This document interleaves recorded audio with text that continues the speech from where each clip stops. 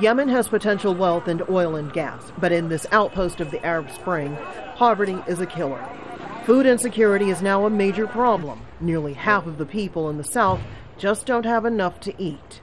The most vulnerable are some 300,000 children whose parents are forced to spend their money on fuel to get to a doctor. The head of USAID recently saw the situation for himself, and he says Washington is now committing $52 million in humanitarian aid to Sana'a. We're also providing health support, making sure kids get access to vaccines.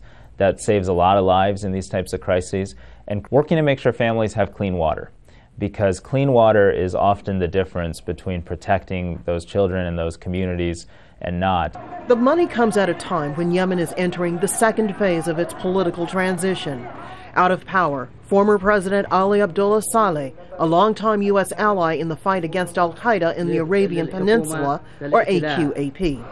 He made it possible for Washington to launch drone attacks on those it considers security threats, such as the American-born cleric Anwar al-Awlaki.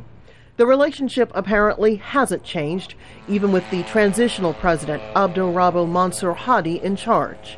We're going to continue to work with the Yemeni government to try to identify AQAP leadership and operations and try to thwart them. That's important for U.S. safety. It's also important for the stability of Yemen and for the region.